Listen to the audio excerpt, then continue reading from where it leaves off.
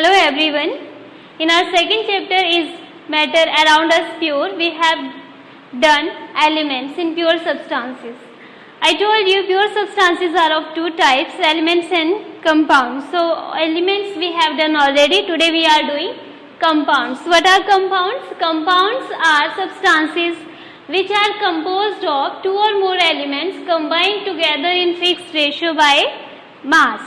That means when elements combine, then they form compounds.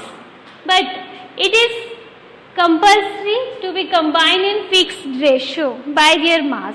If we are taking the mass of elements, then it should be fixed for a particular compound. For example, this is water. H2O is the chemical formula of water. Here H2 means 2 hydrogen and O. If no number is written with it, that means it is 1, single we have taken. So hydrogen element 2 atoms we have taken and oxygen element 1 atom we have taken. When we are taking their ratio, fixed ratio by mass, so we have to take their ratio hydrogen is to oxygen ratio.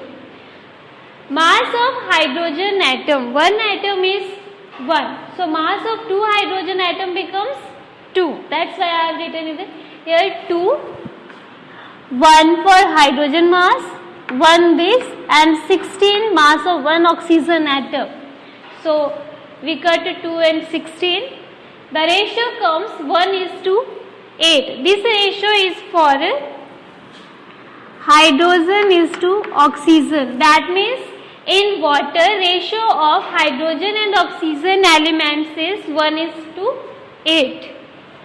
Whether we are taking water from rain, pond, tap, river, stream, from anywhere we are taking water, the formula of water will always be H2O, because hydrogen and oxygen will always combine in this ratio to form water. Second example I have taken for carbon dioxide, CO2, carbon dioxide, 1 carbon and 2 oxygen.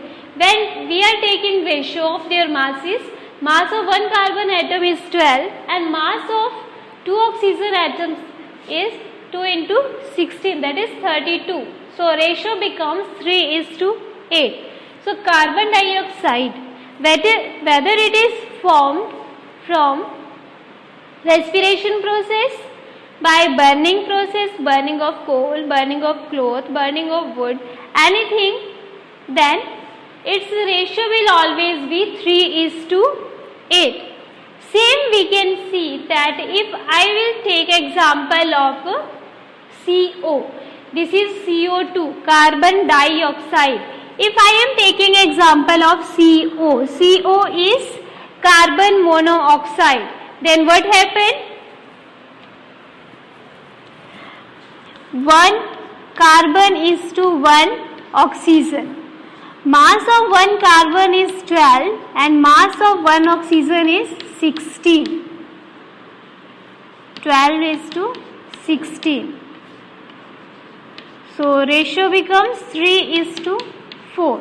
Here you have seen, if CO2, carbon dioxide, 2 oxygen are taken, then ratio is 3 is to 8. But in carbon monoxide, when 1 oxygen is taken, ratio comes 3 is to 4. So these are the ratio by mass. If ratio is different, compound is different. Next is types of compounds. Based on their origin, from where they originated, it is of two types, organic and inorganic. Organic we use for living things. So these are originated from living sources. Living sources can be plants, animals or microorganisms. So if we are taking compounds from these things, then these are organic compounds. Examples are glucose, proteins, etc., which are made in plants and used in animals as well as in plants. Second one is inorganic compounds. Inorganic means in non-living things.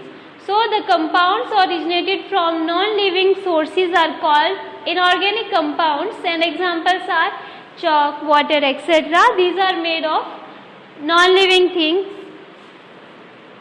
Next, properties or characteristics of compounds. How we can tell that given substance is a compound or element? So, first, an important property which gives its definition is compounds are made of two or more elements combined in fixed ratio by mass. So here elements and a fixed ratio is compulsory. Elements combine and form compounds. So example I have taken here, you can write same example here also. Second, properties of compound are different from its elements properties. Means if we are taking example of this water H2O. The property of water is to extinguish fire. But when we are taking the properties of its components or elements, hydrogen and oxygen, then what happens? Hydrogen itself burns with pop sound and oxygen helps in combustion of anything. Means hydrogen burns, oxygen helps in burning. But when they both combine and form a compound water, then water help in extinguishing the fire, not helping in burning. Same we can take the example of carbon dioxide. Carbon is present in coal, wood, etc. So carbon itself burns and oxygen helps in burning. But when they combine both, compound carbon dioxide forms, then in the presence of carbon dioxide, anything cannot burn. So these were the examples for this point. Next is components cannot be separated by mechanical or physical methods. Components, this water. If we are taking water, we cannot separate it by simply heating, hammering or by applying force. It is not possible to separate hydrogen and oxygen both. It is done in very special conditions. For example, when we do electrolysis, when we pass current through it, only then it can be separated. Otherwise, simply mechanical. Mechanical method means where we apply our force, hammering, cutting, etc. And the physical methods includes evaporation, boiling, condensation, etc., mixing, etc. So, by these methods, it is not possible to separate the elements of any compound. Next point is, compounds are homogeneous in nature. Homo means same. So, when we see water, if water is inside it, you can't tell where is hydrogen, where is oxygen. Both are mixed properly. That we cannot see them separately. These type of substances are called homogeneous substances, in which both mix together and look like single one. So, compounds are homogeneous substances. Next is, compounds have fixed melting point and boiling point. Due to having fixed formula and fixed number of elements and their ratio by mass, their melting point and boiling point is also fixed. Water always evaporates or boil at 100 degrees Celsius. So boiling point of water is always 100 degrees Celsius, whether it is taken from river, pond, tap or anywhere. Next, formed by chemical reactions. Chemical changes are in chemical reactions. Only by them we can form compounds. Simply we can't do that. Take hydrogen and oxygen and mix both and make water. It is not possible. If it is so easy, then there is no scarcity of water on the land, because water is not formed easily.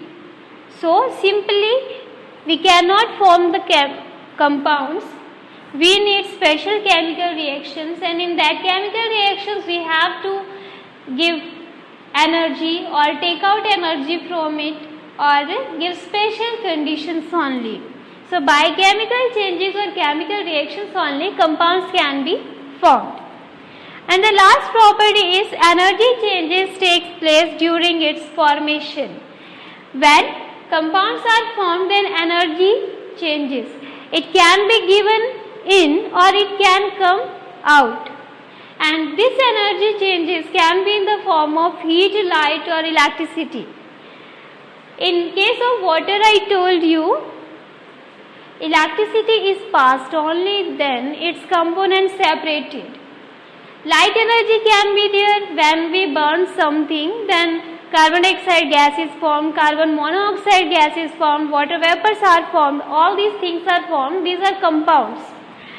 Carbon dioxide, carbon monoxide, water or many other gases like sulfur dioxide, nitrogen oxides, etc. So all these are compounds and these are formed when we burn something, then it comes in the form of gas or smoke, and we can see the energy change in the form of heat or light. Heat is given out and that fire we can see, that is due to light energy. So these were the properties of compounds. We can take some more examples of compounds. Anything which having fixed formula that you have ever listened. For example, hydrochloric acid. It is also a compound. H2SO4, sulfuric acid, CaCO3, calcium carbonate, C6H12O6, glucose, C12H22O11, sugar or it is also known as cane sugar or sucrose. So all these things having fixed formula, so all these are a compound. So we have a lot of compounds that we use in our daily life. Water, carbon dioxide, hydrochloric acid in our stomach, hydrochloric acid or sulfuric acid to clean the stains in washroom, pots, sinks, etc. Cane sugar, it is used in daily life, and this glucose is present in our food items. Every food item we are eating and getting carbohydrate from it, it contains glucose. So all these things are compounds. So next we will do mixture in next